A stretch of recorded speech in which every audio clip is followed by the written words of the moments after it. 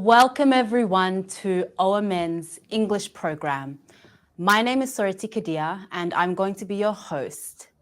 Today we are joined by Horn of Africa analyst Rashid Abdi to talk about the recent developments in the peace processes and peace prospects going on in Oromia right now. Thank you so much for joining us, Rashid. Thank you very much, Soreti, and thank you very much, OMN. Rashid, you have been providing public analysis on the political developments in Ethiopia for a few years now. With this first question, I want to start with your general observations about the social and political makeup of the country, because as you know, Ethiopia is a country that faces a number of compounding social and political issues that are deeply exacerbated by a contested historical narrative. How, in your view, Rashid, would you describe the root causes of the country's political challenges, and how, in your view, can these root causes be addressed and these challenges overcome? Not a simple question, but I'd love to hear your thoughts on this. Thank you very much, Soreti. Those are, I think, excellent questions. Let's start with where Ethiopia is at the moment. It is definitely, I think, in a much better place today than it was a year ago. At least the guns have been silenced for the most part in parts of Tigray. Conflict is still raging in Oromia, but I'll come to Oromia in a second. But I think when it comes to the question of Tigray, we have seen, I think, some at least good progress on tackling at least the violent manifestation of that conflict. So at the moment, there isn't active fighting for the most part. The humanitarian situation is still, bad, but at least we are beginning to see some help being delivered to the people of Tigray. There is a huge discontent, especially regarding the socio-economic situation. Tigray's economy has largely collapsed. There are no jobs. The banks are not, dispensing enough cash to families. Families who are outside cannot send cash to their families.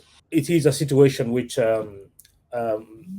is very bad, but at least we are not seeing people dying in mass numbers the way they used to die. On the diplomatic front, I think pressure is still being maintained on the Eritreans to pull out of Tigray. The Eritrean president was in Nairobi recently, where I'm sure the Kenyans also told him that in the longer term, Eritrea will have to leave Tigray. The Ethiopians also, I think, are continuing to maintain their pressure on the Eritrean government to pull out. But that is one major sticking point, one major sticking, I think, issue in the conflict. Is now conflict or warfare irreversible in Tigray? Is a difficult question to answer, and situation remains very uncertain. The potential for violence is still there. The causes and conditions that breed violence are still there. So we should not be naive that Tigray is out of the wood. I think even in the longer term, without a sort of a deal between the Tigrayans and the Eritreans, I think there is a real risk of a return to conflict in northern Ethiopia. Then also you have the situation in Wolkayit or Western Tigray, which is still festering. The Amhara militia and the Amhara forces have refused to leave the region, which they claim is sovereign Amhara territory. They also claim historical, justification for this, I think, attempt to usurp or annex Western Tigray. For the Tigrayans, Western Tigray is sacred homeland and sacred territory, and that, for me, is probably even the bigger dilemma for Ethiopia. how to amicably resolve the territorial dispute over Western Tigray. Of course, the constitution, I think, does have a clause which talks about parliament being the final arbiter, the final authority to decide on that. And I think Prime Minister Abiy hinted at that earlier, late last year after the ceasefire. But we will see how the situation develops. My biggest concern is that, and also biggest complaint, is that the same attitude of peacemaking has not been replicated in the case of Oromia. The crisis in Oromia actually predates that one in Tigray. We do not know the precise casualty figures, but I reckon that tens of thousands of people have died in that conflict. There is no media to report it. There are a lot of atrocities happening in Oromia, so the situation is probably as bad as that in Tigray. And so, unfortunately, we have two conflicts: one getting a lot of international attention, and one not getting international attention. The same also, I think, fault lines, all fault lines in Ethiopian politics. What is the role of federal government? What is the role of the regional states? How do these relate to one another? What powers and functions are transferred to the regional authorities? And also, there is a lot of history also about where precisely historical Oromia starts and ends. What is the status of Addis Ababa, for example? Is it going to be the seat of a future Oromo state, or is it going to be a federal state? And if so, how are those two functions properly defined and demarcated? So there are a lot of, I think, unresolved tensions as well.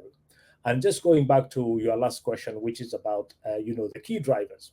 The key drivers, of course, is I think Ethiopia never fully became a nation. It has struggled throughout its history to become a full, a nation state that gels.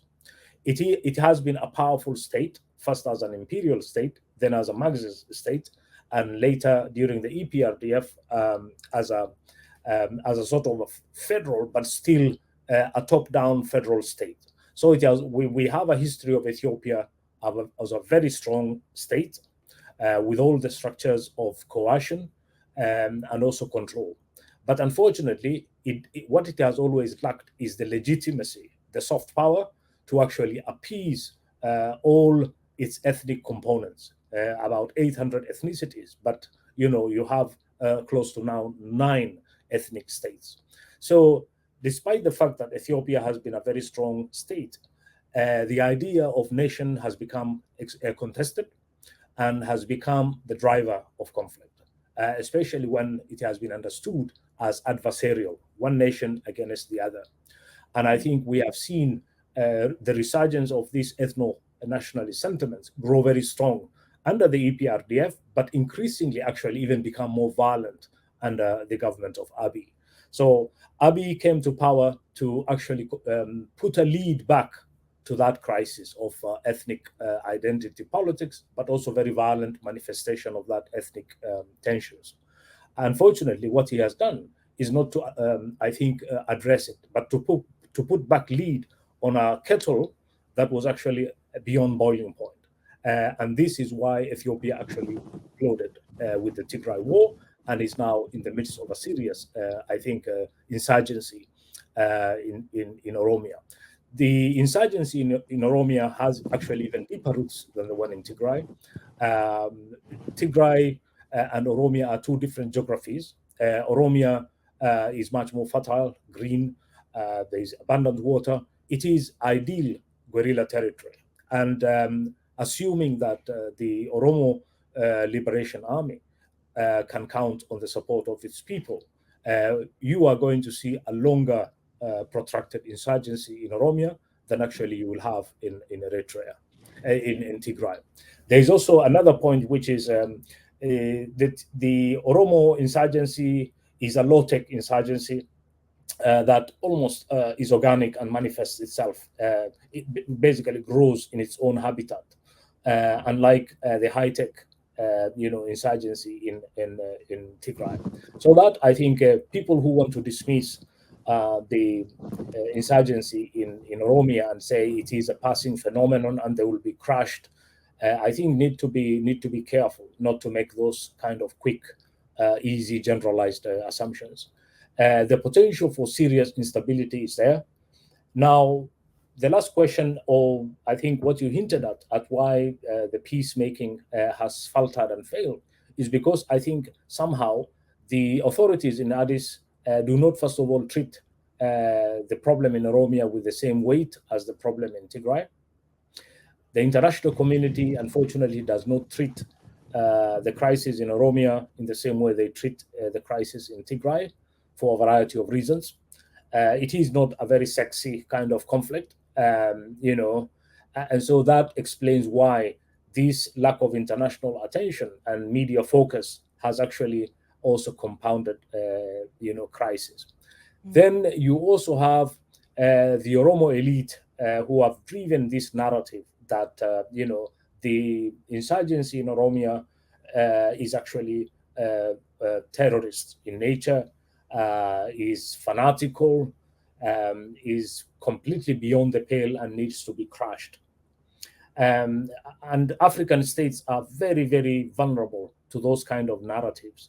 Immediately you brand an insurgency as a terrorist group, and you mobilize and you lobby very hard, it becomes extremely difficult for this insurgency to actually breathe and to get media coverage, but also to even become an interlocutor at a table to discuss their problems. So in many ways, the Oromo grievances have been delegitimized because, again, of OLA.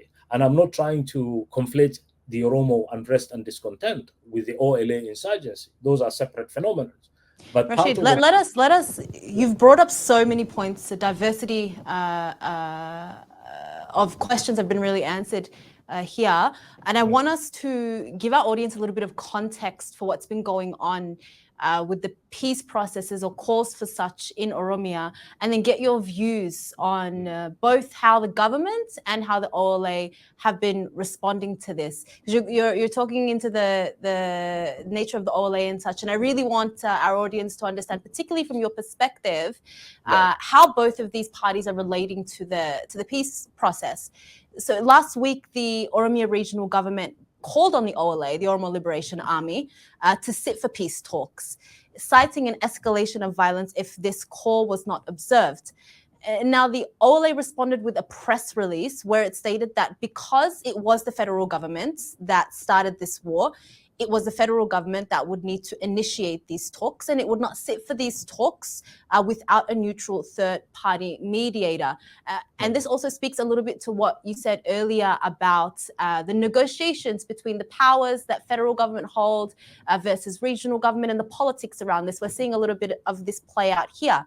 And the OLA also released a brief manifesto in January outlining extensive conditions for peace talks, including but not limited to the opening of a humanitarian corridor in Oromia and the release of all political prisoners across Oromia. Now, these conditions weren't mentioned in the call by the regional governments, nor have they been responded to by the federal government.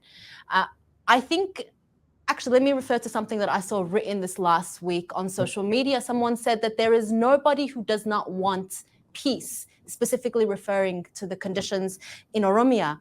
But I want us, and I want you to, Rashid, to help us think a little bit beyond just ceasefire as our location or our idea of holistic peace, and help us understand what is the Ethiopian government or state going to have to accept, has to change for these peace talks to take place and for them to be successful.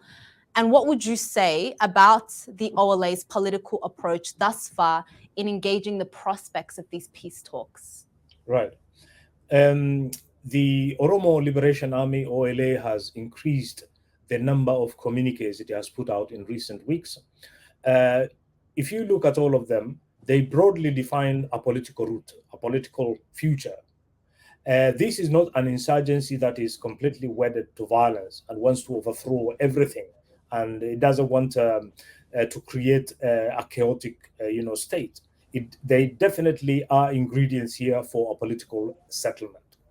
But the other side, the other side, which is the federal government, still believes in the idea that it is dealing with a terrorist group. The language has not dropped. The rhetoric is still that of, an insurgency. Then you also have an Ethiopian nationalist movement, largely led by the Amhara, who portray the OLA and their grievances in very negative, almost apocalyptic terms, and also is calling for a hard military solution. So the immediate task, I think, for Abiy is to, I think, retreat back to where the nation, the federal state should be, which is as a neutral agency, able to transact business with all regional states without bias and without favor. That is the first posture which I think Abiy has to take. Secondly, the documents which OLA have put out form the fundamental basis for dialogue. Some of the points which they contain can be addressed, some may not be addressed at this point, but all of them are legitimate grievances which are bred by political rebellion and discontent, and you have to deal with it at some point. To militarize the crisis, to continue to pour troops, militias into Oromia, to continue this scorched earth policy is not going to lead to any solution. If I were advising Abiy, I'll tell him now is the time to try a different tact, which is try to resolve this problem. The regional government, I don't think, has the moral clout or even the moral influence. So you need probably an external third party mediator again. I don't know whether it should be the AU or IGAD, but definitely, you need a foreign interlocutor who is able to talk to all the parties and create the ground, pave the ground. Somebody has suggested that the Kenyans probably do.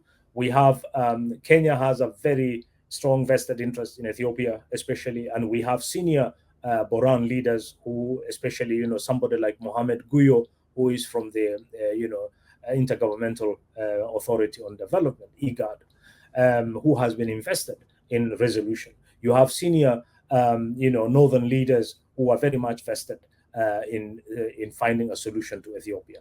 So if the wish and the intent is there, I am sure, you may be able to find, a mediator quite easily who fits that role of neutrality to try to help Ethiopia to find a solution to Tigray.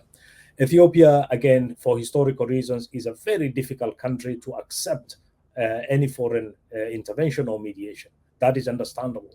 But I think what the conflict in Tigray has shown is that Ethiopia also cannot resolve its own internal problems sometimes without the involvement of external actors. The progress that has been made in Tigray is largely the outcome of US and Kenyan intervention. And so I think we should probably disabuse the Ethiopians of this notion that we are an exceptional state who cannot accept any foreign intervention or mediation. Ethiopia is in a desperate situation. It is in a big mess, and it's going to slide into further chaos unless it is helped by neighbors and well-wishers everywhere. And I think there's no harm in admitting that and also seeking help. Now, there are several issues at stake. One is, of course, the idea that you need to redraw or reconfigure the state itself. Ethiopia has been up to now run largely as a centralized state. Under the EPRDF, there was an attempt to create these ethnic federal states, but without much power. Power was largely driven again from the center.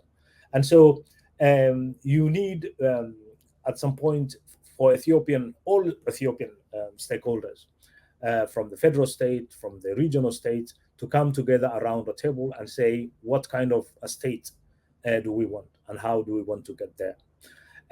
Just to give you an example, 20 years ago, Kenya had a similar crisis. There was a huge discontent with the central state. The feeling across the board was that the central state accumulated power and resources and left the whole periphery to wither. And so all the Kenyan stakeholders came around a process that was called the Mbagathi process and came out with a constitution. It was the constitution which was subject to referendum and adopted, a federal constitution that devolved power to the counties. And so it was a painstaking process. It was consensual. It was not coercive. It was, cooperative, and so all the stakeholders came together and agreed a roadmap. Now, what Abiy has been calling his national dialogue is a very controlled affair. He wanted a very quick process in which he can stamp his authority and say everything is out of order, everything is in order now. I think, to be honest, Ethiopia needs, much more honest introspection about what kind of a state it wants and how it wants to get there. And then you have reconciliation also woven into that process. We have had a lot of rhetoric about a national dialogue, but we do not know, the clear parameters of that dialogue. So we are a long way away from a political settlement unless we have, I think, a political idea on both sides, and then these stakeholders converge around a process. Right now, there isn't any process. Right. Thank you, Rashid. You raising that example of, I guess, the social process, political process that people went through in Kenya to respond to this accumulation of power in the center, or just generally to respond to the grievances that they had with their leaders. And then I really agree with the point where you mentioned that Ethiopia needs something far more honest and something that's far more introspective than perhaps what is being offered in the parameters of national dialogue, what's being called national dialogue. I want you to respond to the idea that, and I'm offering this idea here and saying that Ethiopia has never had some kind of central or collective, let me say, it's never had a collective decision making process, whether that is an election or whether that is something else where people have come together and decided fairly and freely, these are my leaders or this is my country. Do you think that a national dialogue process or a peace process, particularly related to what's going on in Oromia, but perhaps even wider than just Oromia, could lay the framework for something like this? Is this a way we could think beyond just ceasefire, which again necessary, but feels insufficient to really deal with the social conditions that have led to this war? Is it possible for mediators that come into these peace talks, government itself and everybody else who's involved, to consider that perhaps a framework to build new social contracts across Oromia and the country are necessary to be laid out through this process? Or is that too much for a process like this? No, I agree with absolutely with all you say, Soreti, and you have put it very eloquently. I think this is a country that basically has to put a meaningful reconciliation process, has to craft the right strategy to achieve it. Also, an important point I think which we tend to forget is that the sequence. When do you need to have a national dialogue process? Is it at the end of the conflict, before the conflict, within the conflict? So those are, I'm not an expert in mediation and political conflict resolution, but all I'm saying is that you need to have strategic thinking about, the national dialogue process. What Abiy is offering now is rather a very controlled affair, one in which he actually dictates the terms and the outcomes. And so it's not very helpful. It is a tool of softening the Oromos rather than actually, resolving the crisis in Oromia. He is a politician, and I suspect that, a process that is also largely led by political class is largely going to lead to a political outcome which favors them. That is why I think when I said you need probably something which has not been even tried elsewhere, which is about, first of all, addressing the historical roots of Ethiopia's conflict, bringing, an elite from all the ethnic groups around a table and say, look, we are in a crisis, but there is a solution ultimately. We can find a path out of these, but how do we get there? Can we get there together? And I think that is what is missing. The rhetoric from Addis is largely militarized as well. It is that you need to accept this political dialogue as probably the only solution, the only way to also end the conflict. And it's like a blackmail, and I don't think that is a situation that is helpful. And this is why I say Ethiopia should at some point consider external mediation, because all these issues can be resolved when you have a neutral mediator from outside the country who can actually see this and can arbitrate. Right now, the relations between ethnic groups, elites, is so toxic that I'm sure they will not be able to agree. Even there will be so many talks about talks and ending talks about processes without getting anywhere. So in order to get there faster, you probably need a neutral party able to bring all these actors together to agree. But just going back to the questions, to some of your comments, no doubt, I want to see a much more ambitious national dialogue process than probably what Abiy has in mind. We should dare to actually be idealistic and say, can the national dialogue process eventually lead to a bigger grand political settlement among the ethnic groups to reconfigure the Ethiopian state? Oromos are deeply, deeply aggrieved by the historical injustice, despite their numerical strength. Demographics, is in favor of them. They have always been politically marginalized. Even under Abiy's government, that sense of marginalization and alienation is still there. And so we should be careful. Again, it's saying that, the current government has largely satisfied Oromo grievances, as, Abiy wants to call it. Despite the fact that Oromos are more visible in security services, in the military, in the army, in the bureaucracy. Still, yeah. I think in the periphery, in Oromia, that grievance has not gone away and has actually intensified. So the problem in Ethiopia is much bigger, and it needs, I think, strategic thinking, and all communities and ethnicities to come together to agree the path towards a political settlement. And the national dialogue process can actually be that, but not the kind of national dialogue process that has been conceived by Abiy. Abiy wants a very controlled affair with a very predetermined outcome, which is to endorse him and the Prosperity Party, and that, I think, will only exacerbate tensions. Thank you, Rashid. Earlier on, you had mentioned Kenya as potentially a suitable mediator in this conflict.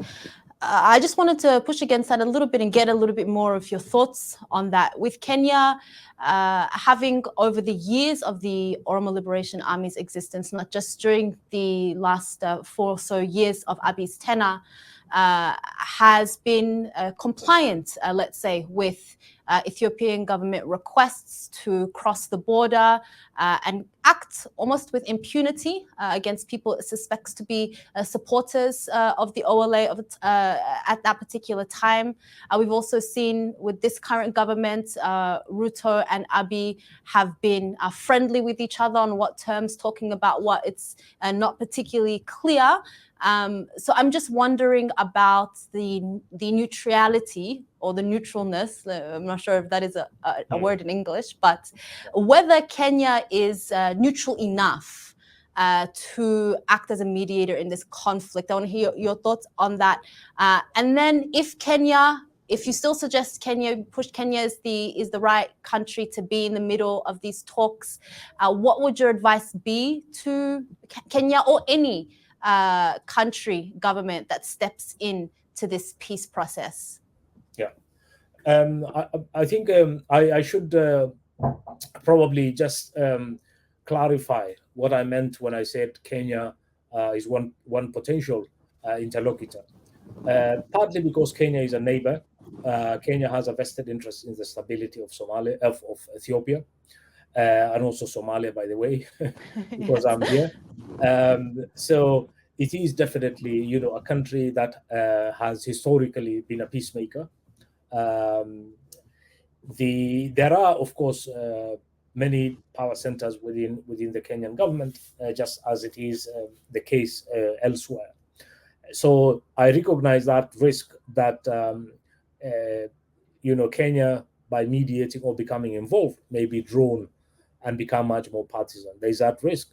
But of all the countries who are neighbors of Ethiopia, the only country I think with credibility and with history of at least some level of neutrality is Kenya. But you could probably also suggest other names beyond the Kenyan, immediate neighborhood. I know there's a theory out there that that frontline neighbors should not be involved in the mess of their neighbors. But unfortunately, that has not been true. And it hasn't been true for a number of reasons. The only people who can care about what's happening in the neighborhood are neighbors. And if neighbors intervene, some of them could be partisan, but some of them may not be partisan. But unfortunately, you can't galvanize the international community to intervene in a situation without, first of all, galvanizing the neighborhood. And this is why, the ideal probably mediation structure would be one in which Kenya is just one of the actors and not necessarily the lead actor, but also involving other parties, probably the EU, probably the UN or others. So just like the same structure which we had with the Tigray conflict. So that is what I think I was hinting at. An exclusively Kenyan-led process is not healthy. In today's, I think, globalized world, you probably need a much more diversified third-party mediation structure. And I think that is what I had in mind, that Kenya is one of the lead actors because it's a neighbor, it can open its borders, it can act very fast, it can avail its capitals and facilities for these kind of talks. So there's I think, utility in having a neighbor, who is on board this peace process and wants to do something good. But that shouldn't be the end of it all. We should have a much more bigger multi-party sort of structure which involves other actors. Thank you so much for your time today, Rashid. I appreciate not just your insights that you've shared with us today, but your work consistently to build public discourse and dialogue around what's going on in Ethiopia and the larger Horn region. I look forward to hopefully having you back one day. Thank you very much, Soreti, and thank you, OMN, for having me. I hope to see you soon. Great, thanks. Well, everybody, thank you so much for tuning in. I hope you found that as insightful and interesting as I did. And we will be back next week with another guest on OMN English. My name is Soreti Kadia, and I'm your host.